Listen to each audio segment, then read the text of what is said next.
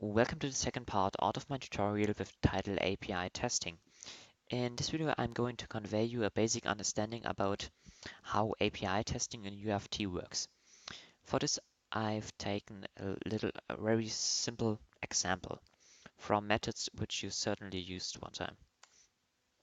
So what we are going to do, we are going to make a flow with two actions in it. One is the concatenate action and the second is a replace action. So a simple replace and concatenate function. So what you see here on the right hand side is a sheet out of the table, out of the test table. And you see we have one column with prefixes and one column with stem, and the third are the results.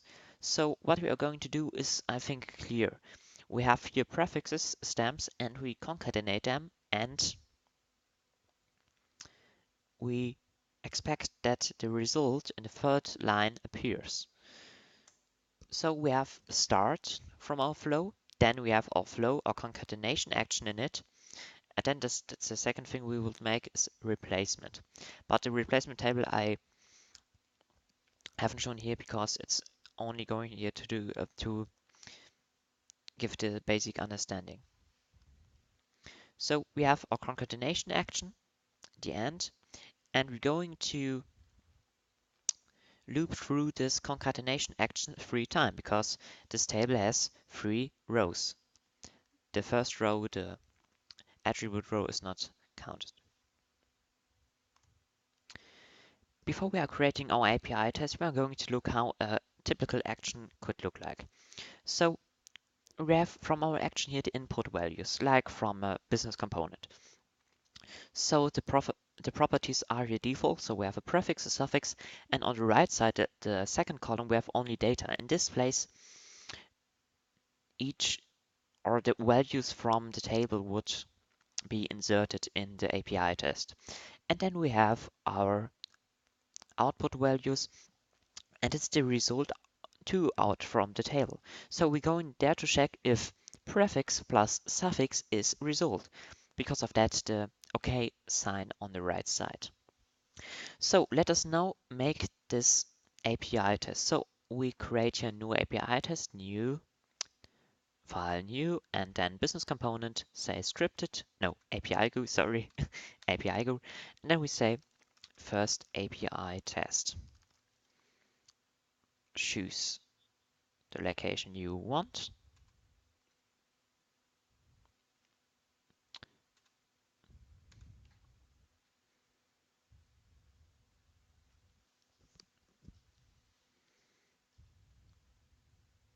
So what you see here now is the typical view of an API test. On the left-hand side, we see here our action, and we go now to string manipulation and choose here the concatenate action and drag and drop it into the test flow. So we can rename it into, I don't know, concat. And now what's important, we can also drag and drop our second action, replace, replace. So we go now to the concat action and go here to this typical item of the input and output properties. Here it's called input checkpoints. So we see here now how I showed before our input properties, prefix, suffix, and the output properties results. But now we want to include our Excel sheet. How we make that? So we go to view, then data, and here you see this icon. So we put the icon, Excel, and that's here an important checkbox. With this checkbox, we say that the first row in our Excel sheet should be recognized as a header. I choose my table. Okay, and you see here now the two sheets are important. Prefix, our concat table, our concat sheet, and our replace sheet. Now we want to bind these columns with the input parameters of this action. So what we're going to do now, we go to prefix, click this link to data source, and now we have three options. Step, so we can say I want to take as an input the output from another action. Other thing is I want to get a data source. It could be a data table, database, an Excel sheet, and so far. And test variables could also be an action, but it's not necessary now. So we go now to concat and choose prefix. Then by suffix, the same thing, stem, and by result, you see now that will be checked automatically, result. So it's automatically checked. So that's all. What we need now to do is that we go to test flow and say this flow has to be iterate as much as rows are in the API test file and in this concat sheet. So we choose a sheet, and now we can run it first time. Run.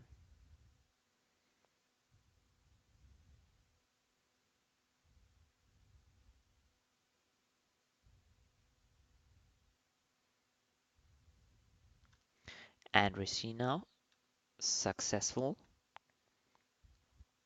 What's important here, you see first iteration, second iteration, third iteration. That's important. So we're gonna go to concat and see here input is prefix, suffix, and the result is interaction. That's the result which we generated in our action, and that is the result we expected also. So the result out of our Excel sheet. Same thing in the second iteration. Concat, we have D, we have activate, and the result is deactivate, and we expected that. So let us go to our second example, replace. Replace is similar to the concat action. So we have a source string, go to replace. Our source string is here input. Then the search string we want to search. Yes, our search string. And then our replace string. Replace. And last, our output. Check that.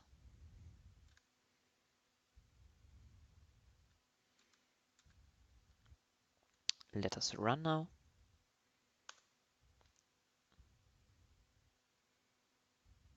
Oh, that should not work.